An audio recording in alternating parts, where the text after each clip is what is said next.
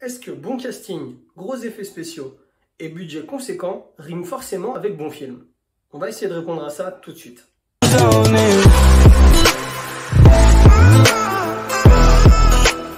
Salut à tous, c'est Mika et bienvenue dans mon série club. Je suis avec vous aujourd'hui pour vous parler de Project Power, le nouveau film Netflix qui est sorti la semaine dernière sur la plateforme.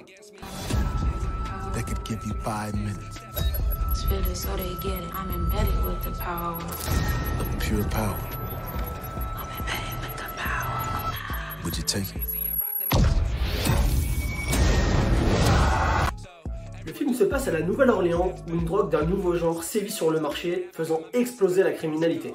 Le Power. Le Power, c'est une petite pilule qui permet de révéler notre pouvoir, mais seulement pendant 5 minutes, pas une de plus.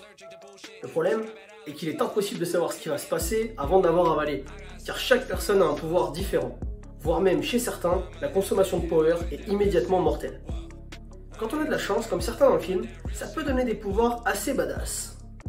On peut se transformer en véritable torche humaine, on peut avoir une force herculéenne, on peut devenir totalement invisible comme un caméléon, plutôt pratique pour les braquages de banque, on peut devenir totalement invulnérable, ou alors provoquer des explosions phénoménales. Avec cette drogue, évidemment, les criminels s'en donnent à cœur joie et c'est le gros bordel pour gérer cette situation. Au milieu de tout ça, on va suivre un flic de la Nouvelle-Orléans qui se bat avec les mêmes armes que les criminels, une dealeuse de Power un peu embarquée malgré elle dans toute cette histoire, et un ex-militaire mystérieux en quête plus ou moins de vengeance. À eux trois, ils vont former un trio qu'on va suivre jusqu'au bout de cette aventure. Et vous alors, vous l'auriez pris cette pilule? Et si oui, quel pouvoir vous auriez aimé? Dites-moi dans les commentaires, ça m'intéresse ça.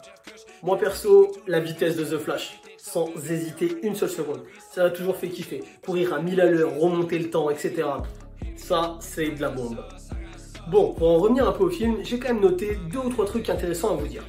Outre les 85 millions de budget notamment utilisés pour le casting, on le sait, on est quand même sur un film avec Jamie Foxx, qu'on voit dans Ray, qu'on voit dans Django, qu'on voit dans Collateral. On a aussi Joseph Gordon-Levitt, lui on le voit dans Inception, on le voit dans Snowden, on le voit dans Looper. On a aussi une toute nouvelle actrice très montante en ce moment à Hollywood et très plébiscitée aux États-Unis en général, c'est Dominique Fishback, celle qui joue le rôle de Robin.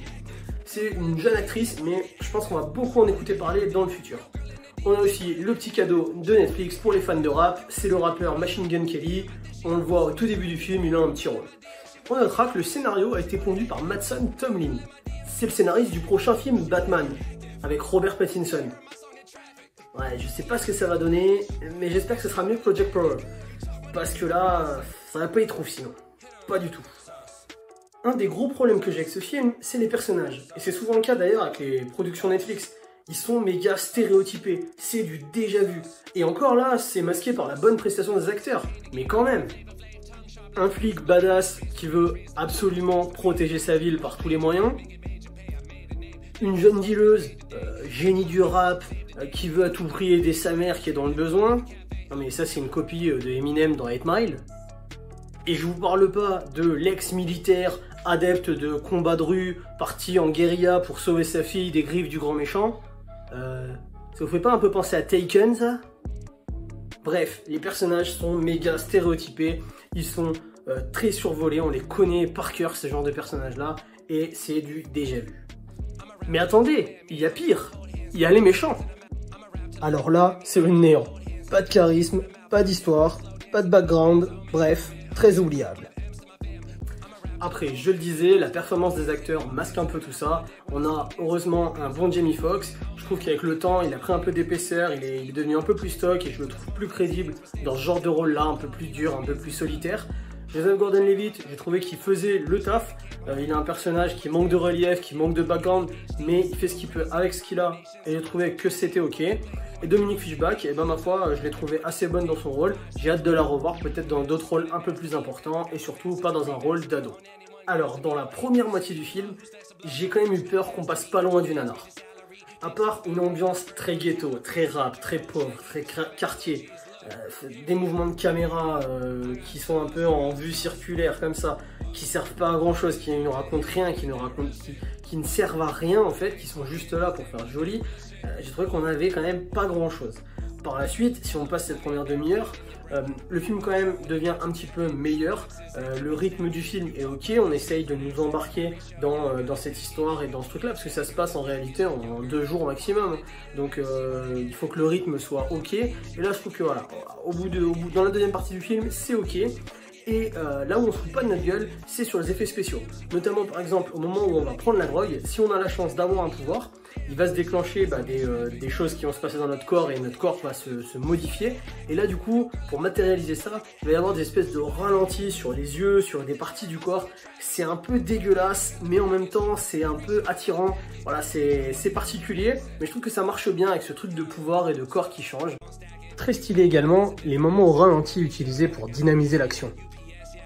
Le deuxième problème, outre les personnages qui sont très stéréotypés, c'est que le film ne nous raconte pas vraiment d'histoire.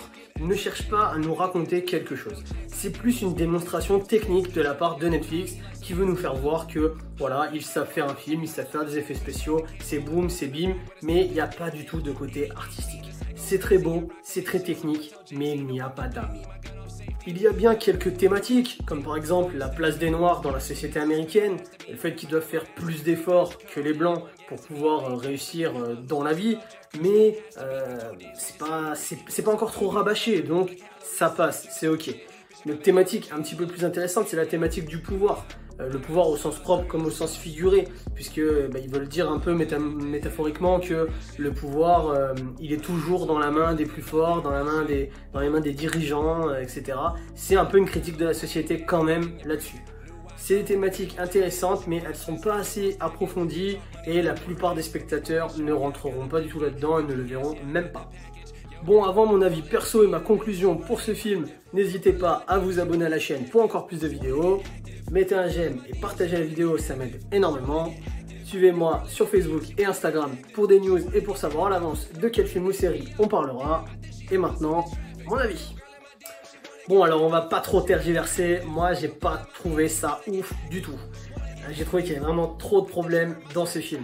Déjà, encore un film Netflix avec une ado dans les rôles principaux.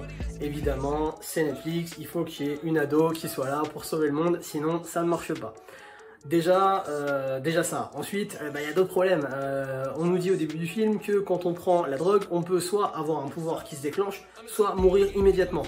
J'ai noté dans tout le film entier un seul mec qui meurt quand il prend la drogue.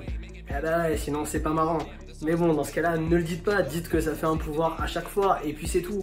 C'était vraiment nul quoi de faire ça comme ça, surtout en mettant qu'un seul gars qui meurt. Il y a vraiment aussi trop de problèmes avec des histoires qui sont pas résolues, notamment sur la fin du film. Je vais pas tout divulguer pour ne pas spoil, mais il y a quand même des choses on ne sait pas. On ne sait pas pourquoi la drogue est arrivée là, on ne sait pas qu'est-ce que le gouvernement a fait, on ne sait pas qu'est-ce qui va se passer par la suite. À la fin, voilà, chacun va de son côté et c'est terminé. Non, c'est pas possible. Le capitaine de police, il est apparemment corrompu, on ne sait pas ce qui va se passer. On ne sait rien du tout. C'est vraiment dommage parce que du coup il y avait quand même des bons acteurs, il y a quand même d'assez bons effets spéciaux, une mise en scène qui pouvait tenir la route si elle était un petit peu améliorée, mais vraiment un scénario trop pauvre. Ne vous attendez pas à grand chose avec ce film, il pourra peut-être vous divertir pour une soirée où vous voulez pas trop réfléchir, vraiment vous poser, voir du bing bing, des scènes de combat un peu impactantes, mais n'attendez rien de plus de ce film. Si cette vidéo t'a aidé à te faire ton avis sur ce film, dis-moi dans les commentaires, ça m'intéresse beaucoup. Si tu souhaites avoir une review d'une série ou d'un film en particulier, n'hésite pas à me le dire également, je me ferai un plaisir de faire ça pour toi. En attendant, je te dis à bientôt dans une de mes prochaines vidéos. Ciao!